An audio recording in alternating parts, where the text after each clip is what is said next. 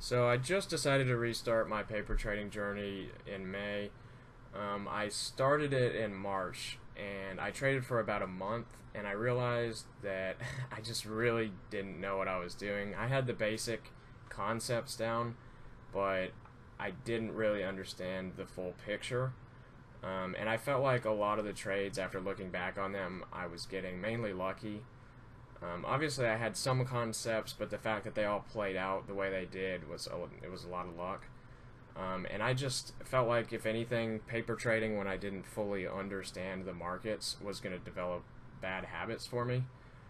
So instead of paper trading, I decided to take the entire month of April just to try to fully understand the markets and not paper trade at all. I don't want to just take positions that I'm not sure about, just and then it work out, and then it might have been a bad trade, but it might have worked out, and then I could develop bad habits from that. So I just decided to go ahead and restart the journey after taking April to more understand the market. I figured out a lot of how level 2 works. I figured how the market moves, panics, squeezes, things like that. And just what levels it respects and when it respects those levels. Obviously, I'm still, a novice. I don't fully understand when it's going to respect a level or not. Nobody does. But I definitely have a better grasp on it than I did before when I was trading. So let's go ahead and get into it. I'm watching this stock right here. It's getting pretty overextended to the downside. It's selling off a lot right here. And I have my level pointed out towards the bottom, that support, and I'm really waiting for it to hit that level. As you can see, even from the 9 EMA, that white line, it is just super overextended right now. So I felt really comfortable in taking the trade at this support line right here.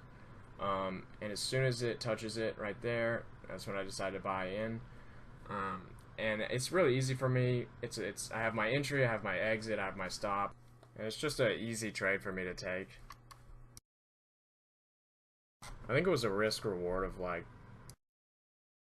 5 if I just put my stop just below that support, which means I could take this type of trade numerous times, and I would only have to be right like one time for it to bring me back my money.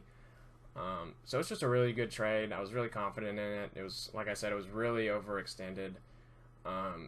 So yeah, even though it was my first, paper trading day back, I didn't feel like, a lot of anxiety taking this trade, just because I'd been waiting, for 15 minutes, almost 20 minutes, just to get this perfect entry on this one stock. So I was waiting for it, I was ready for it, and it felt great to actually buy it and execute it.